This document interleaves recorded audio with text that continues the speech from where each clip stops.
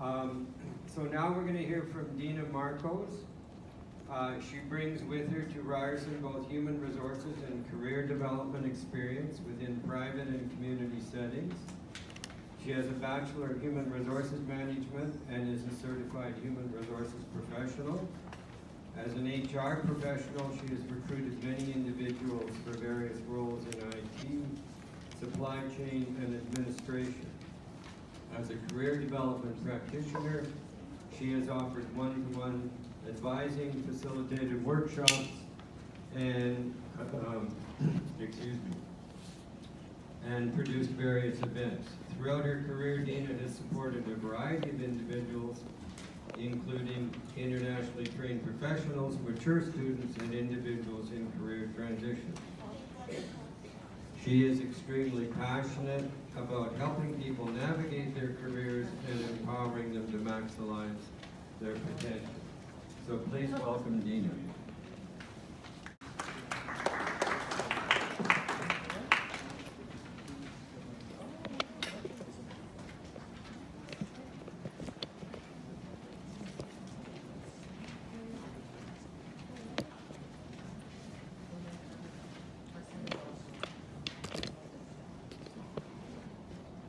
Not coming up? Oh, okay.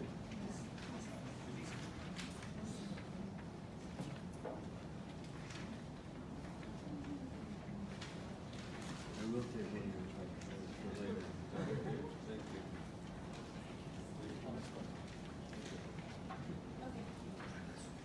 Hi everyone.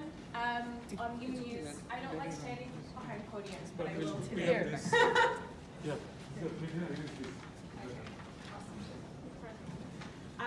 So I have two presentations ready, one about cover letter. Well, I was asked to do a presentation on cover letter and resume.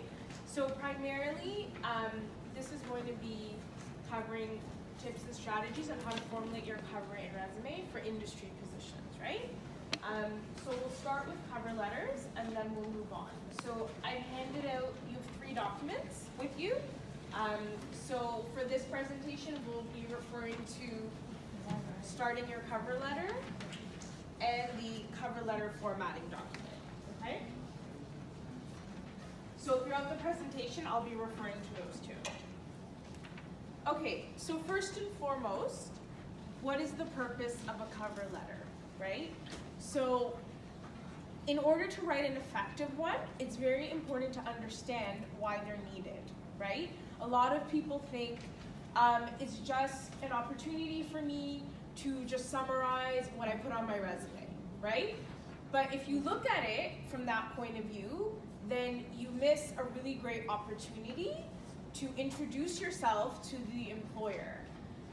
So you have to think about something. When you're applying for a job, the person who gets your application, they have no idea who you are, right? No idea. This is their first introduction into who you are as a candidate. So you have 2 documents to introduce yourself to them, your cover letter and your resume.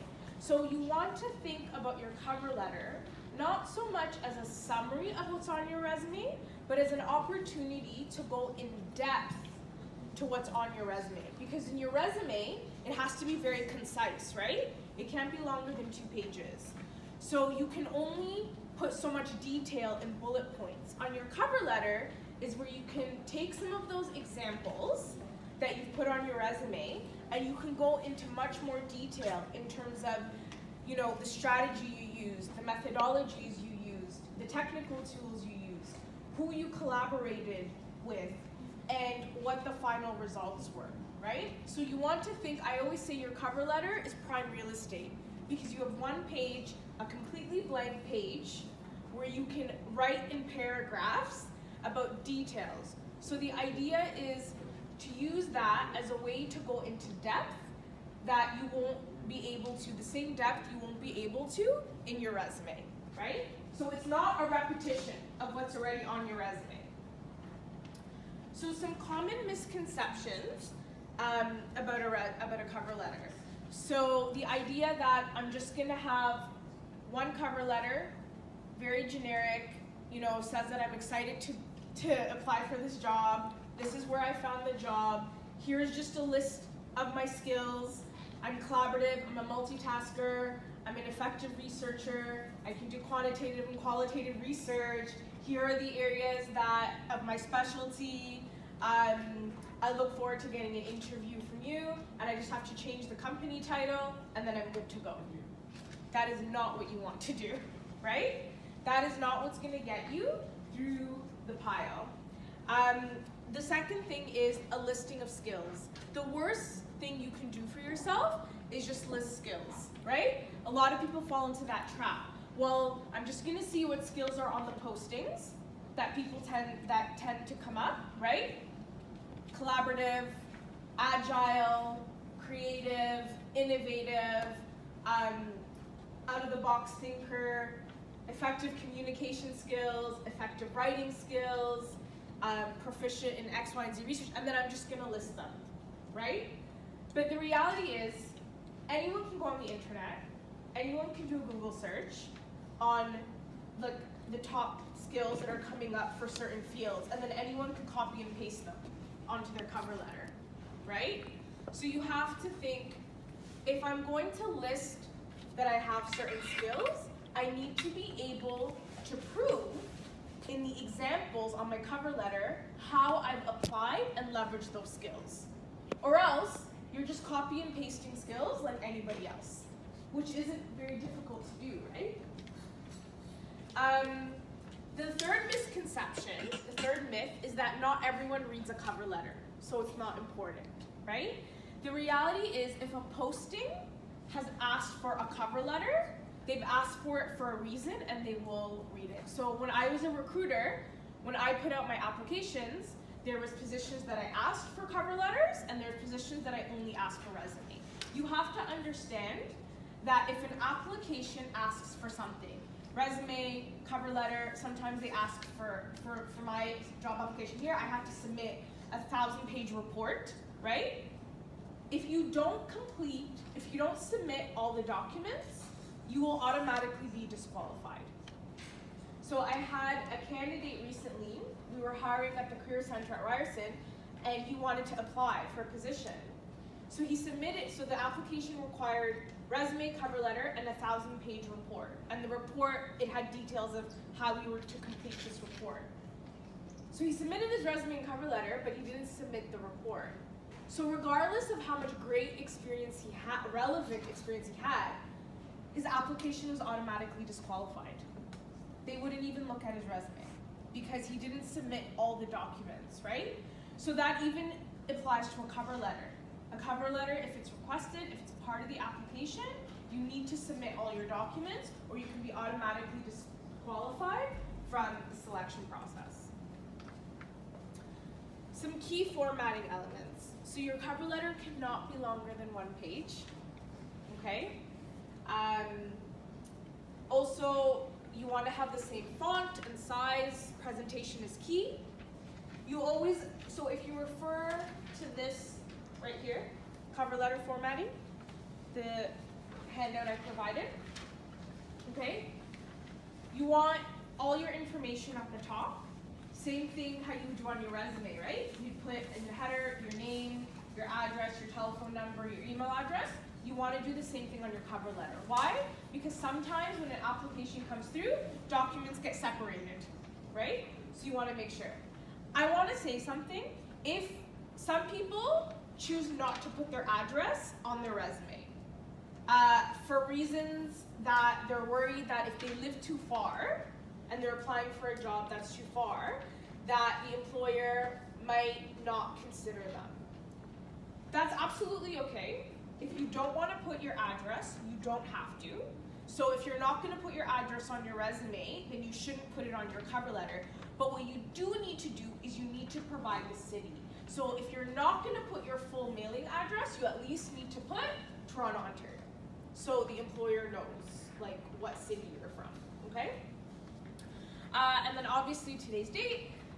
And then the second section, as you can see, is when you put the position title that you're applying for. Sometimes job companies will not only have a position title, but they'll also have a number associated to the job posting.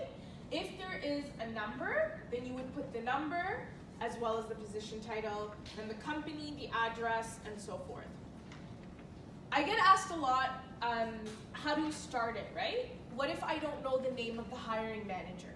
So a lot of people say that if you know the name of the hiring manager, for you to address the cover letter to that person, which is great. If you know them, that's great. But the reality is, sometimes, especially when you're applying in large institutions or when you don't have a referral or you don't know someone in there, you don't know the person's name. In that case, you can just put Dear Hiring Manager. A lot of people stress themselves out and put a lot of effort and waste a lot of time to figure out the hiring manager's name. If you can, great. If you can't, I'd rather you put your effort into writing a really amazing cover letter than to spend all your time looking for the person's name, okay?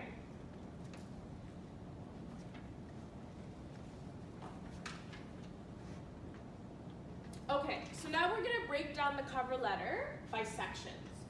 So when I talk about the first section, the first paragraph, I'm talking about the introduction of your cover letter. That is your first paragraph. So if you refer to this second document that says starting your cover letter, okay? So these are 3 ways in which you can start your cover letter in terms of starting your introduction, okay? You can also use all 3 of these methods, right? You don't just have to pick one. You can use 2 of them if it makes sense for you. So the idea is that in the first paragraph, you want to demonstrate some excitement, right? And connect the company's values to your own values, or the institution's values to your own values, right? When you start by demonstrating a cover letter by demonstrating excitement, by mentioning a company's mission statement or their values and how that value aligns with your own value, one, that demonstrates dedication, that demonstrates to an employer that you went above and beyond to actually get to know their culture, and that you've taken the time to reflect as a professional as to why you want to work there and why you want to be a part of that team, because that aligns with your own professional values, right? So that's always a great way. I'm not going to read through the example. I provided examples on the handout, but I'm not going to read it. But I'll give you an example from my own personal life. I'm not a researcher, however. When I was getting ready to apply at Ryerson, at the Career Center, specifically at Ryerson, one of our department's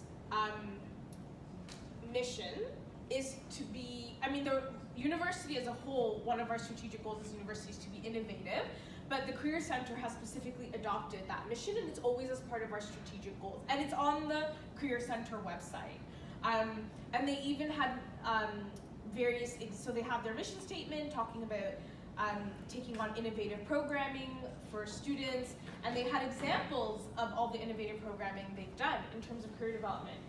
And so being able to be creative with the work I do in career development and to be able to try new things, out of the box things, was very important to me at this point in my career. And so when I started my cover letter, that's what I talked about. I talked about the department's mission to be innovative and why and how that aligned with my own professional values, okay?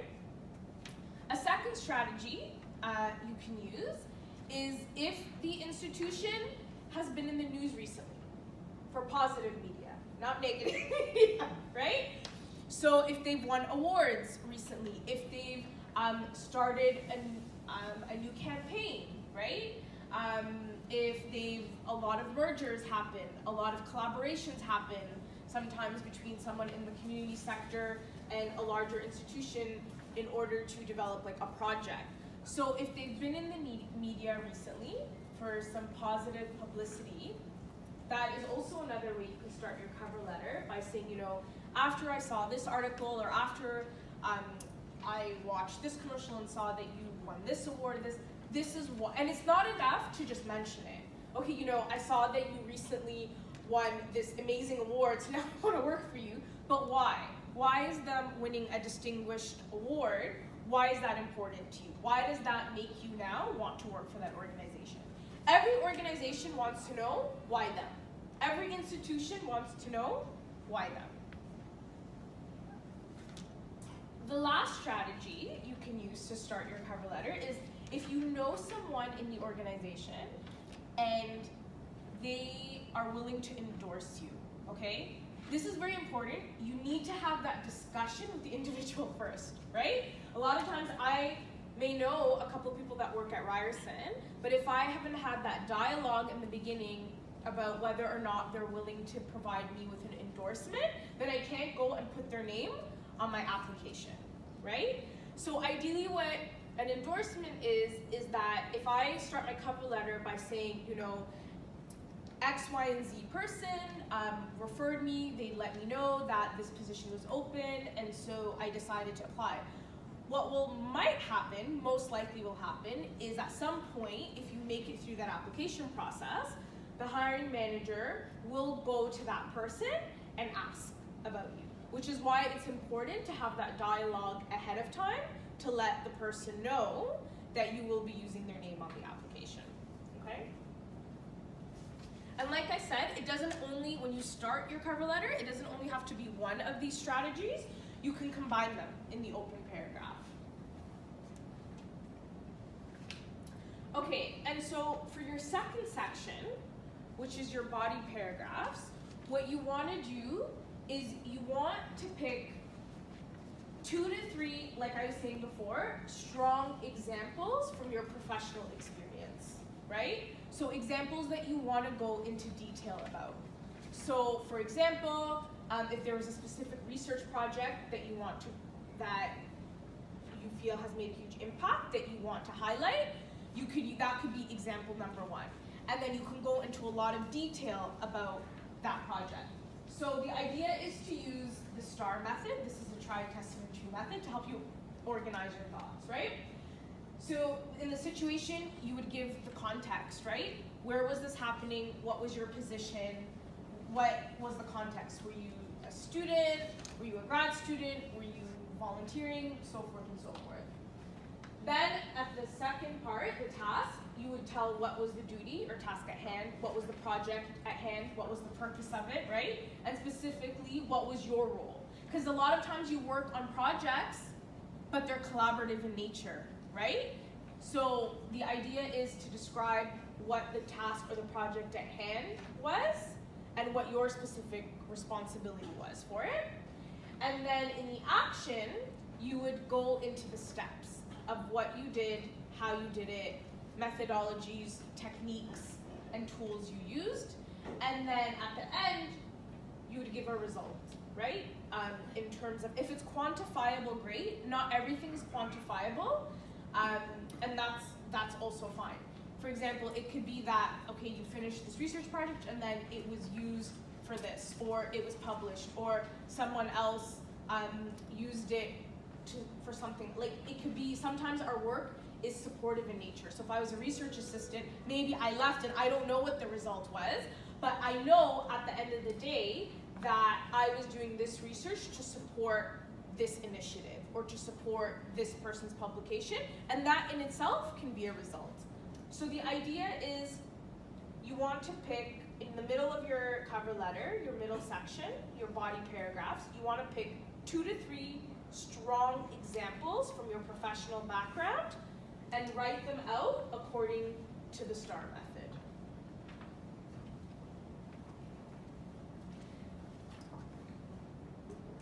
And then finally at the end, you're gonna conclude your cover letter, right?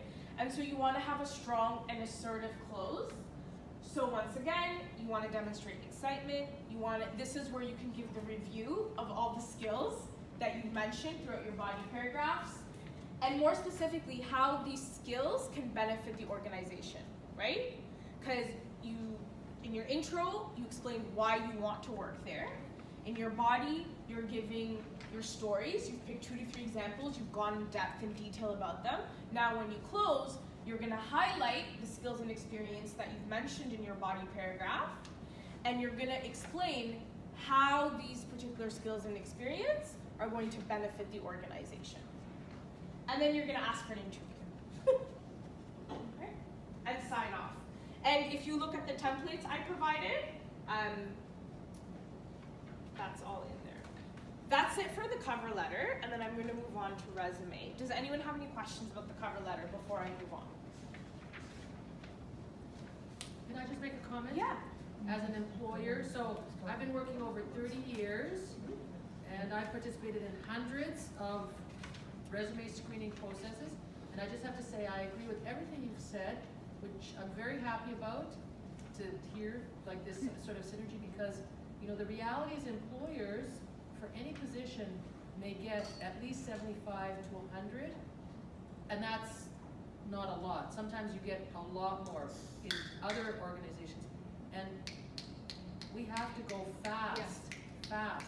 We don't have time. So the clearer your cover letter is, and the more specific. But you're right, if you're just repeating what's in the resume, or if you have different font sizes, or if it's a mess,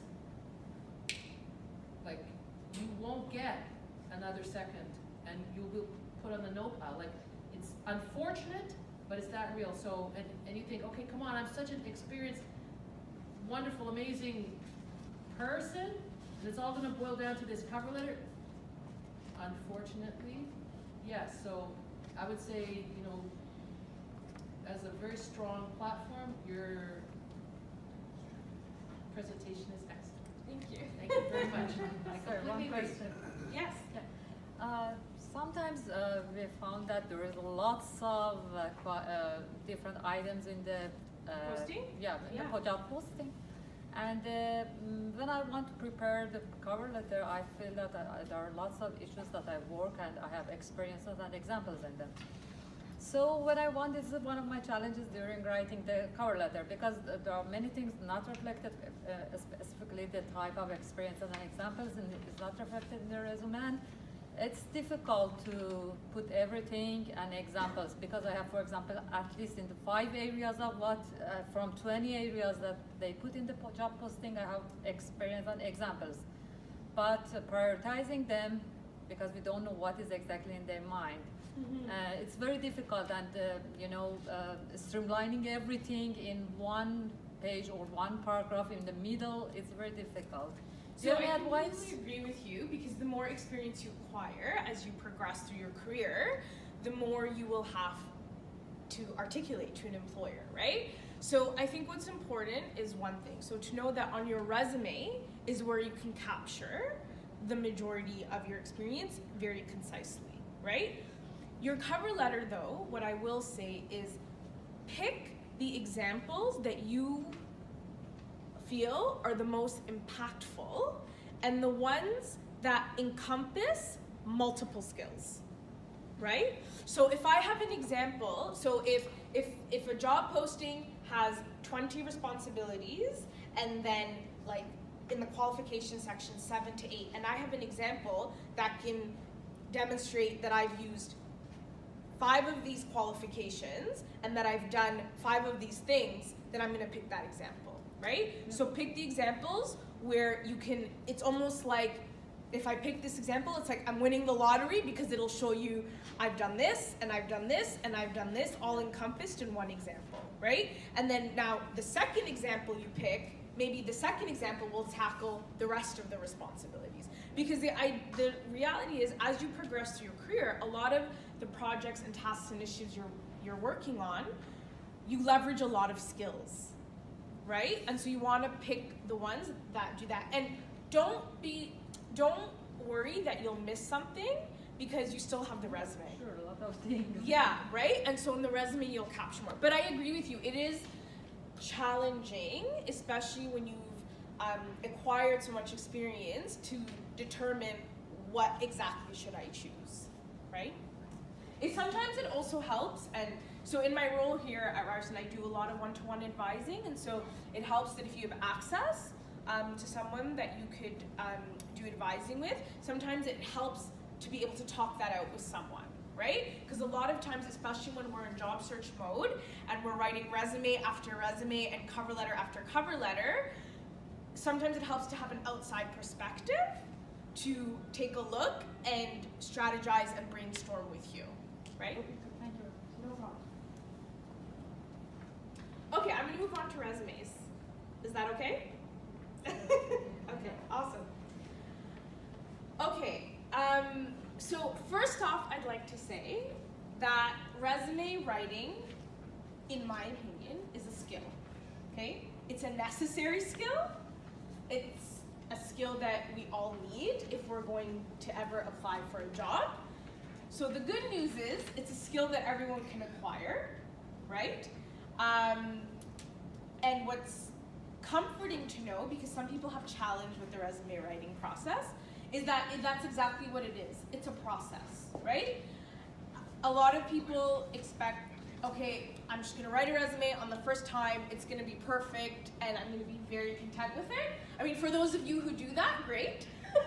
But sometimes it's not always the case, and that's okay, right? It's okay, because the reality is, like you had mentioned, you're trying to take, you know, sometimes 10, 15, 8 years of experience and condense it into a 2-page document, which can be very challenging, right? So it's understanding that it is a process and it's okay to go through a couple of drafts and a couple of versions, right? Okay, so once again, I always like to start, what is the purpose? If we don't understand what the purpose is of what we're doing and why we're doing it, then we won't do it effectively, right? So the idea is for the applicant, what I like, how I describe a resume is it's your marketing document, right? So the idea is you are marketing yourself to an employer, right? And really trying to encourage an employer to want to call you in for an interview, right? Having said that, because it's a marketing document, what's really important is that it's concise, it gets the point across, it's easy on the eye, it's easy to read, and that it only pertains relevant information, okay? So, sorry, I don't know your name? Seema. Back to what Seema mentioned, the more we progress in our careers, the more experience we acquire, and the more skills we acquire, and then the more things we want to pile on our resume, right? But we always have to ask ourselves, is everything relevant to this job, right? Because you may have a lot of experience, but not all of it may be relevant to the particular job that you're applying for. An employer only wants to know, why are you a good fit for this job?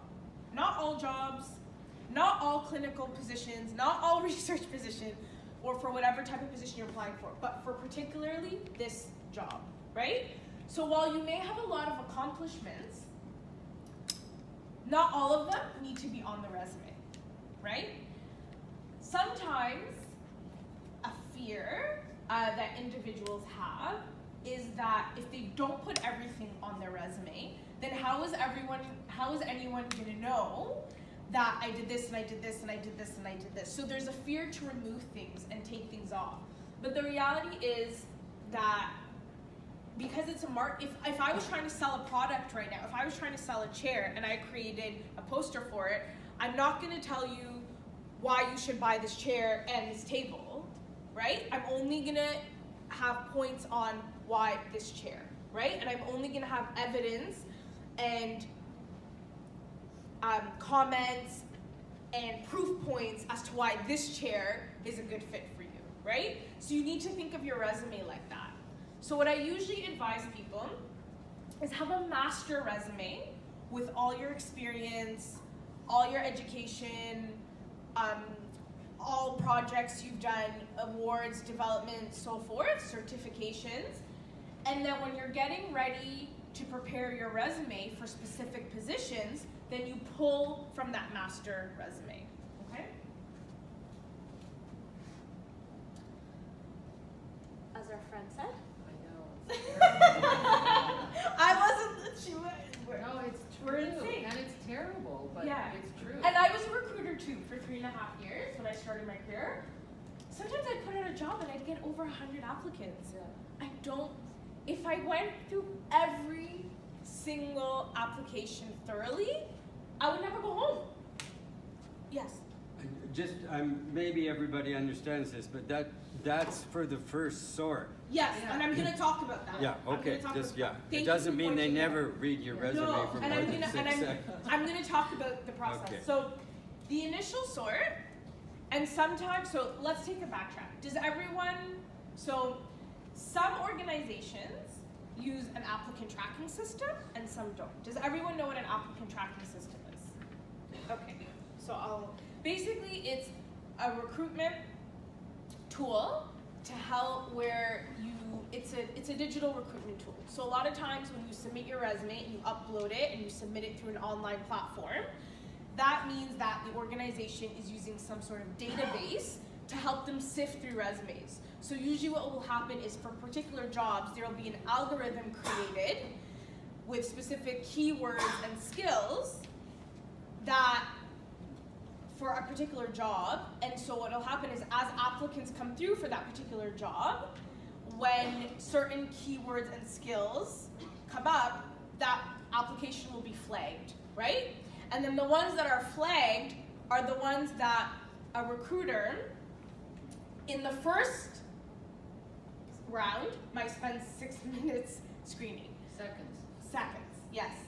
But not every organization uses an applicant tracking system because they're very expensive, right? So sometimes you're literally just sending resumes to an email of usually an HR manager or a recruiter, and they have to do that work of the system, right? So in the first scan, it's 6 seconds. And by the way, because I get asked this a lot, just because you make it through the applicant tracking system doesn't mean you're gonna get a call, right? And that's why it's, because some people say, okay, I'm just gonna put all the keywords on there, and then I'm gonna get through the system, and then I'm gonna call for an interview. That's not how it works, right? So the initial scan is 6 seconds, right? And that's perhaps just reviewing presentation, formatting, key qualifications. And then a second pile is formed of people that, okay, now we're gonna take a more thorough look at their applications.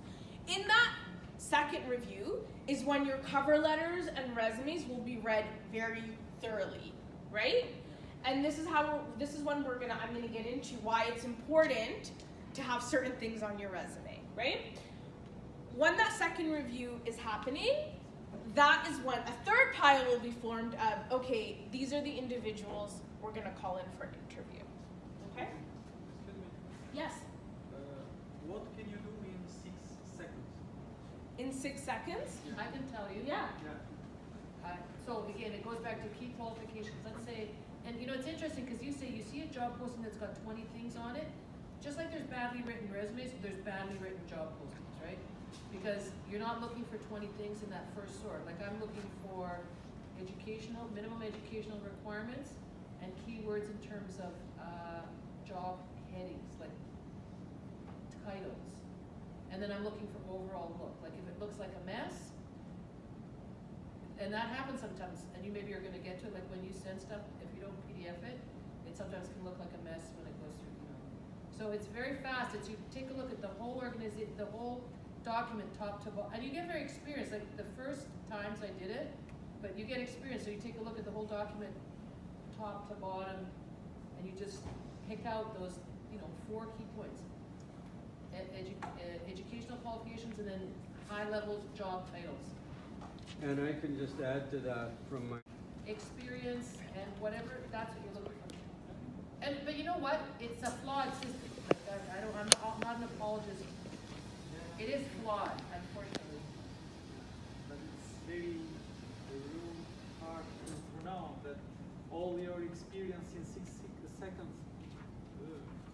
Well, I mean, that's a generalization. Okay. Everything's not like that. You know, some people take an hour and some people let a machine do it, which is 0 seconds. So, you know. But I think to your point, I think what Dena is trying to help us understand is what you need to do to survive those 6 seconds. That's what you're trying to do. There's several other, at least 2 other stages before they get to know something about you. Reading the resume in detail and then hopefully having an interview. And the other reality is not all jobs work this way. A lot of it is networking. Yes. That informal job market, which that's for another presentation. Yes. Okay, so I'm gonna talk about how to start tailoring your resume, right? Because like we said, after you get through that 6 seconds and you make it to that pile because you've survived the 6 second scan, someone is gonna review your resume thoroughly. And so you don't want to be cast out of that pile, right? So you want a quality, customized resume, right? So the first thing when you're writing your resume is you need to analyze the job posting. So I have a question for all of you, okay? When you find a job posting that you're interested in and you're getting ready to write your resume to send it, where is the first place, what do you first look for on the job posting? Qualifications, okay? Requirements, okay, someone said responsibilities. Okay, and then what do you do when you look at the qualifications? And then after you've answered, I want to know what you do when you look at the responsibilities. Because for scanning, lots of job posting comes to the board, and for scanning, first of all, look at the qualifications. If there's something major that doesn't match to my qualification, because for example, some topics are very similar, but they want an engineer, not for example, health staff. For the similar jobs, there are lots of similarities, so I put it aside.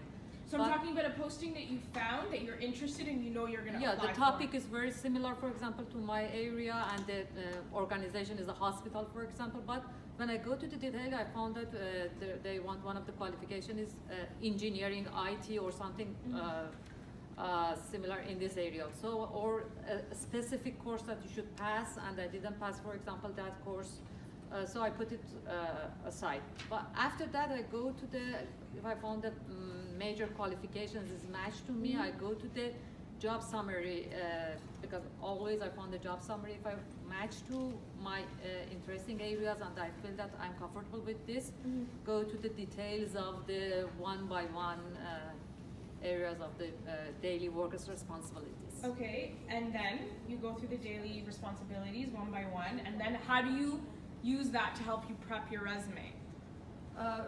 In fact, I already prepared near to 10 types of resume: research resume, quality improvement resume, project management resume, in the areas that I work, and I already tailored them based on.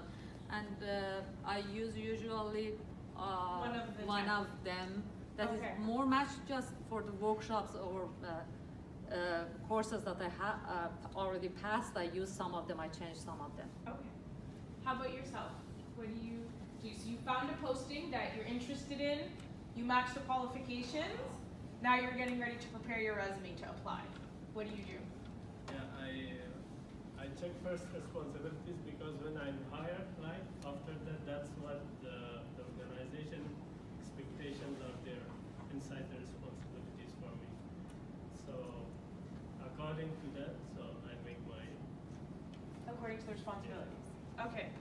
So ideally, that's exactly what you want to be doing, right? So the biggest mistake some people make is they find a job posting, they read through it, they decide whether or not they have about 75 to 80% of the criteria, and then they go to the bottom, and then they decide, okay, yeah, I'm a 75% match, I'm gonna apply, okay? So I'm gonna start prepping my resume. But when they start preparing their resume, they go to the bottom, halfway down the middle, the section that says qualifications. They make sure that the qualifications are on the resume, and then they submit, right? But the problem is, you've missed an entire job posting, right? And the reality is, exactly what you said, everything in the responsibilities section is everything you are going to actually be doing on the job. So ideally, you want to show on your resume that you have the experience and the skills that they have mentioned in the responsibility section, because that's actually what you're going to be doing, right? And so a strategy, a technique that I give, usually when I do these workshops, there's 2 hours long, and I would actually make you go through a job posting and do all these steps, but we don't have time for that today. But ideally what you want to do, so you're going to review the job description from top to bottom, right? Not just the qualifications section, but the entire job description from top to bottom, okay? And then what you want to do is for each, starting from the top, from each responsibility, right? Before you even touch your resume, before you even go to your resume, for each responsibility on the job posting, you want to think of examples from your own experience of when you have performed that responsibility, whether it be at another job, at an internship, within academic experience. And then you want to do that for the entire job posting. And then when you get to the qualifications, you want to do that as well. You want to develop a list for each qualification of how you have that skill, how you have that qualification, how you've used it. And so what's going to happen at the end is you're going to have a list of work examples, volunteer examples, academic examples that are very much aligned with the job posting. Then you just take those examples and you put them on your resume. And those are the only things that need to be on your resume, because those are the only things that the job posting is asking for. And if we go back, your resume is a marketing document for that job, right? And so that's one way to ensure you haven't missed anything that they've asked for, and another way to ensure that you have covered everything. The reality is, there's gonna be some things you're like, I've never done this before, right? And that's okay. If you, like, the idea isn't to make stuff up, and the idea is not to have everything, right? But about, I would say 80%, okay? Any questions? So now I'm gonna get into, yes? Is it necessary that we have to have 2 or 3 resumes as per the, like, for example, my academic qualification is in communications, but I have more experience in research. So I was advised to have a communications resume and also a research resume. So you have multiple resumes. And if you're familiar with, are you familiar with Charity Village? Yes. Yeah. So you should have one standard resume, right? Some job postings you can apply only through the Charity Village resume, right? So, with sometimes I think like, what should I keep as my Charity Village resume? The research As resume? what, sorry? Like, you can have only one resume in Charity Village, right? Like you don't have options. To Like have if you multiple upload resumes. it? Yeah, upload it. Yeah.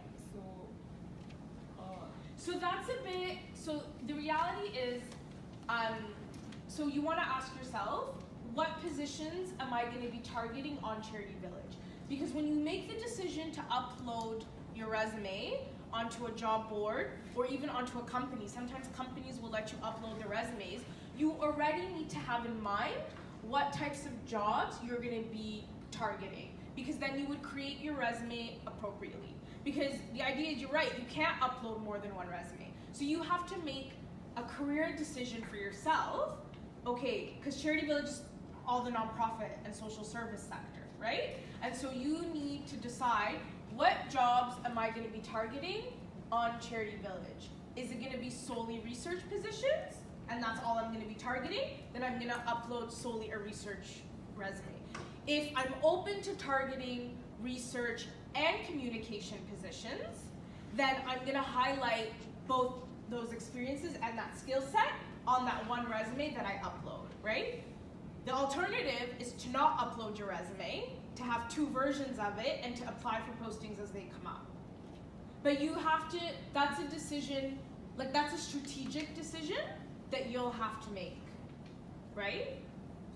So you need to know, okay, I'm uploading my resume onto this website, onto this job board, onto this, I'm uploading it onto Ryerson's database, right? Because Ryerson, but my resume needs to be constructed before I do that upload in a way that I know, okay, these are the only positions that I'm targeting in this institution, and so I'm going to frame my resume that way, okay? Okay, resume sections. So I put together a mock resume. It has my name on it. I am not a dietitian. I use this resume for an internationally educated nutrition professionals group. And so we're gonna go through it together according to resume sections. So there are mandatory resume sections, and then there are ones that are optional, okay? The best thing about your resume is that you can structure your resume very strategically based on your experience and what your goals are, right? And so I'll get into detail about that. So ideally, the first thing you need to have a header, obviously. So your name, contact information, email address, phone number. Like we said, if you don't want to put your mailing address, that's fine, but you need to put your city. For those of you who have LinkedIn profiles that are up to date and complete, I would recommend you put your LinkedIn profile in your header. If your LinkedIn profile is not up to date and is not complete, please do not include it in your header. It'll just reflect poorly on you as a candidate. Even if you don't put your LinkedIn header, your LinkedIn URL, some employers will still search you on LinkedIn and look for you anyways. I know my hiring manager did that before I got a job here. So in general, it's good to have a complete up-to-date LinkedIn profile, but if you're not there yet, if it's still a work in progress and you're applying for jobs, don't put it on. So that's your header. Then you want to move on to your profile and or your summary of qualifications. So some people choose, so the example on the resume is a summary of qualifications, it's bullet points. Some people choose to have a profile where it's a paragraph instead. It's really up to you what you prefer. For me personally, I prefer bullet points because they're easier on the eye, and when you're doing that initial 6-second scan, it's just easier for me to follow. I'm gonna get into more detail about what you should be putting in a summary of qualifications, but I'm just going through the sections. Okay? And then the next thing you want to do is you want to start summarizing your experience. Okay? What you'll see on the resume when you take a look is I've created a subheading that says relevant experience. Okay? And under relevant experience, you'll see volunteer, internship, and then a dietitian, and then an international dietitian role. Okay? So the reason why I've structured it like that is because a lot of times when you relocate to a new country, you're not necessarily working in your field right away, right? Some of you are, but some of you aren't, right? And sometimes, depending on if you're seeking accreditation, if you're doing further schooling, if you're doing certain community programs, sometimes there's a gap, right? Between when you last worked in your field and up until now, right? In that gap, sometimes you are doing volunteer work related to your role. Sometimes you've taken on a survival job in order to finance your education and so forth, right? So the idea is to have a section that says relevant experience, relevant to the role. So for example, if I'm applying for a research position and my professional background is in research, then my first section will say relevant experience, or it could say research experience. You can also categorize it by skill. And what I'm gonna list under there, so let's just say I'm applying for a research position because my background is in clinical research, but right now I'm working a survival job, right? As like a customer service person to finance whatever I need to finance right now. So what some people do is they'll put that customer service position first, right? So you don't want to do that because that's not what's most relevant, right? You want, the first thing to grab the recruiter's eye is your experience that's most relevant to the job you're applying for. So that's why you'll have a section that says relevant experience. And under that section, in reverse chronological order, so starting from the most recent, you will put your most relevant research experience, right? So maybe your most relevant research experience, I'm just using research because today the theme's been research, and I know that we're here like based on the iPad, so that's why I keep referring to research. So perhaps your most relevant was the last position you held before you relocated here. And so that's the first one you'd put. Perhaps the most recent is you're doing volunteer research right now at a nonprofit while you look for work. Then what you would put is the volunteer position, because that is the most recent relevant experience. And then you'd work your way backwards, only for relevant experience, okay? And then you'd have, and then you can move on. I've added another section, as you can see. And this you can decide where you're gonna put it on the resume, depending on how recent it is. I put a section called academic projects, right? Some people choose to label it as academic experience.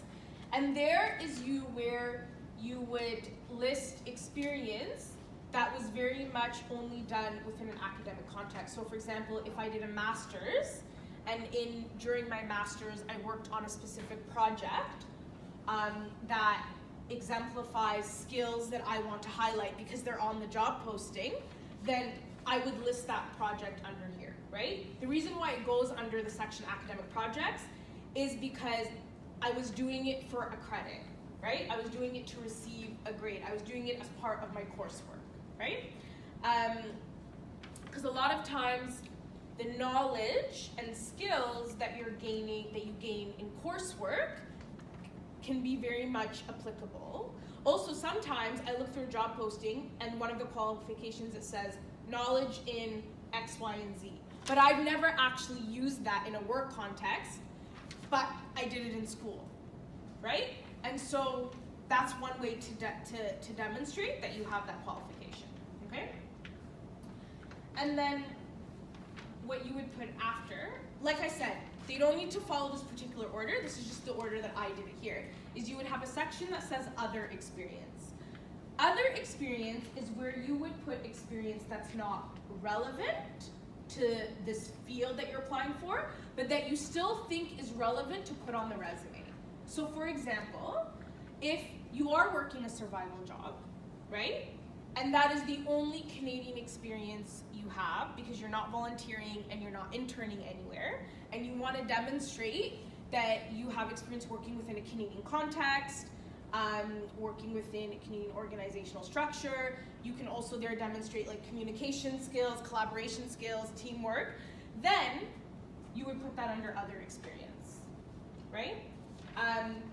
It may not be necessary if you're doing current volunteer work or current internship work that is relevant, then you may not even need to add that on, okay?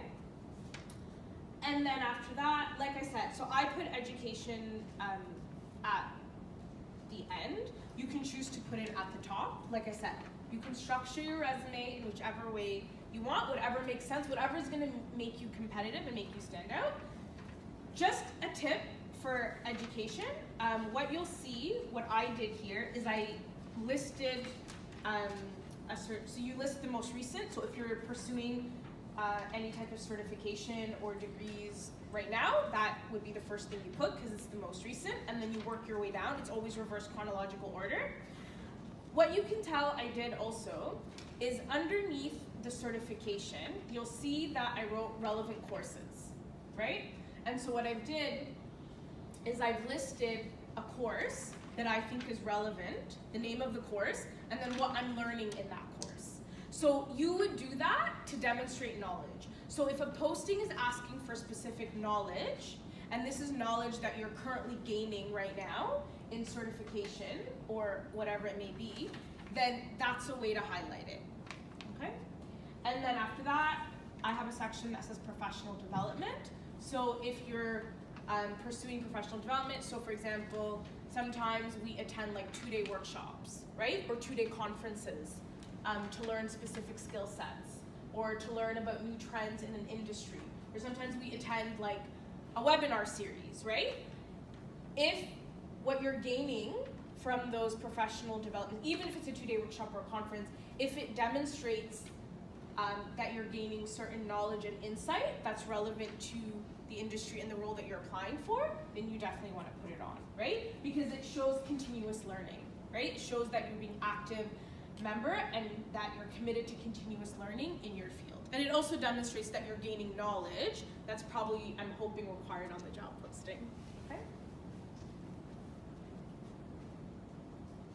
Okay, like we said, presentation is key.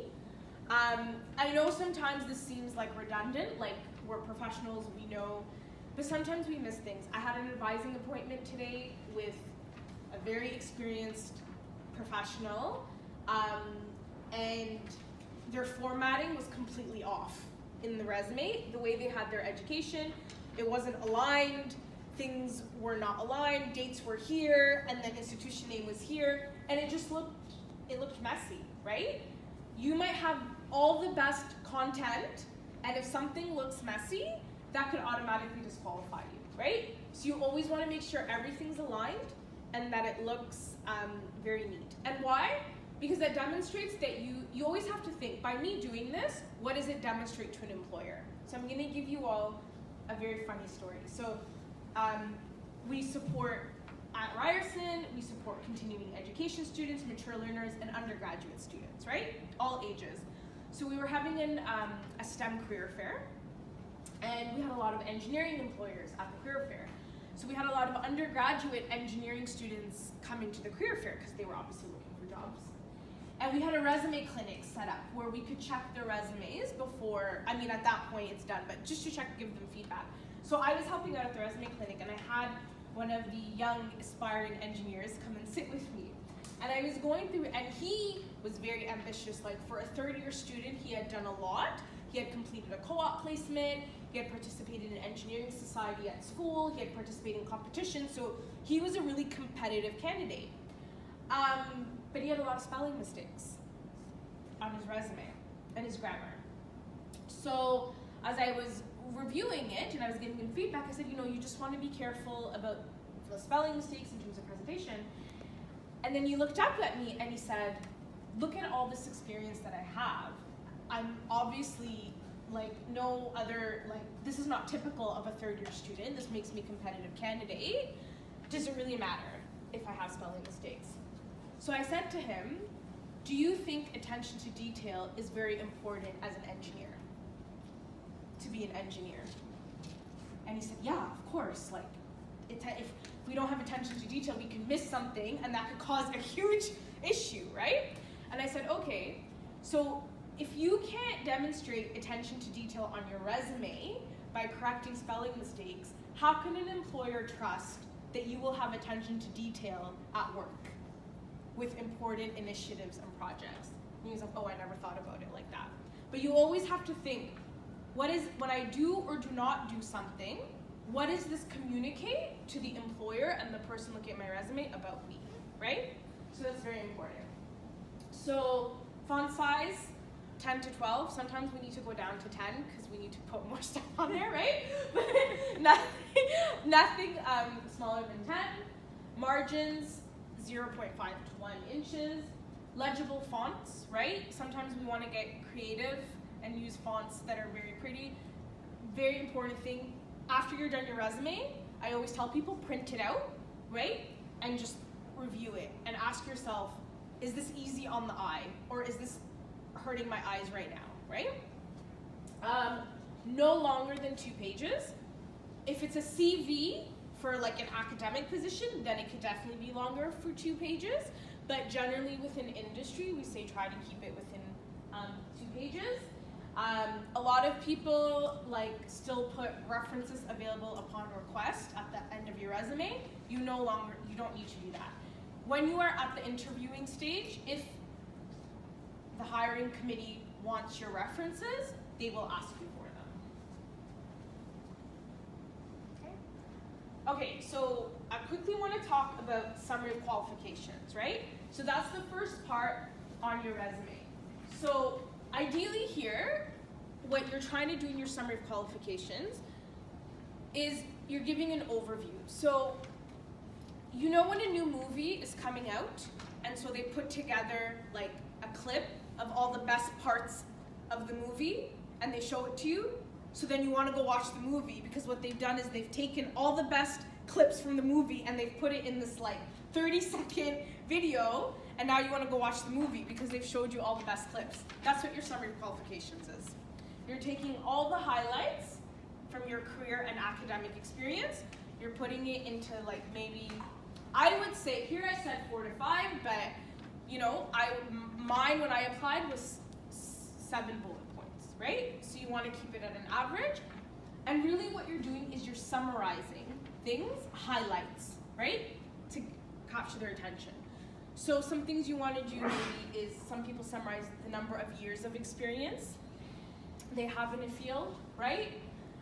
Sometimes scope, so if I've worked with different demographics or different populations, I might do that. If I've worked in different sectors, I might highlight the different sectors I've worked with, right? If I've used different tools and methodologies, I might summarize all the different, like, for example, like research methodologies or tools that I've used and so forth. Also, this is a good place to highlight. We're not going to call them soft skills. I like to call them self-management traits instead of soft skills because it's about how you do your work, right? So if I say I'm collaborative, that's not a soft skill, that's a self-management trait because that's how I approach my work. If I say that I am a multitasker, then that's how I approach my work. So that's a good place also to highlight some of those self-management traits, not soft skills, right? That are on the job posting. Here's the rule though. If you're gonna highlight that you're an effective collaborator or that you're a multitasker or that you know how to work under pressure, under extreme tight deadlines because that's what's on the job posting, yes, first of all, what a lot of people do is they just take all those three. So the job posting wants a multitasker who's effective at collaborating and able to work under tight deadlines. So what they do is they have a bullet point that says collaborative individual who's a multitasker, and you just list them. One skill per bullet point, and make sure you provide proof. If you're gonna say you're a collaborator, then you need to provide proof in that bullet point. How have you demonstrated collaboration skills? Yes. I'm afraid we're not gonna have time for all this. We have the room till 8:30. Okay, no worries. Is it possible maybe for us to post this on the website and start a discussion and you could check in maybe once or twice? Yeah, we can post the presentation in a PDF format. I mean, what you're presenting is wonderful, but I understand you're trying to condense it from what's usually too Yeah, long. I usually actually do an interactive workshop. It's not even, I don't usually talk this much. So, no worries. I understand. I did an event here 2 weeks ago and we have to kick people out too. So, go ahead, Axel. So again, I just want to say, as an employer,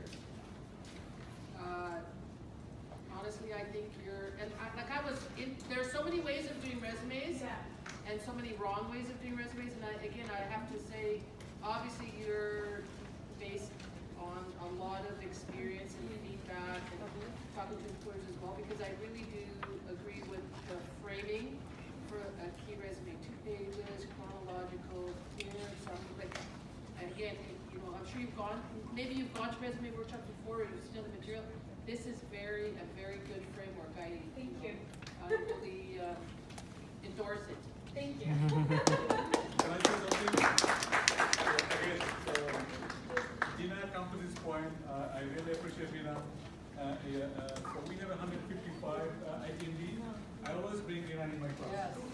And this is the proven our leadership in this field. That's why I request.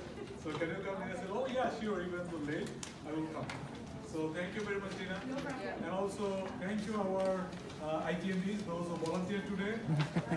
I really forgot to tell you, but you are the best. Thank you very much.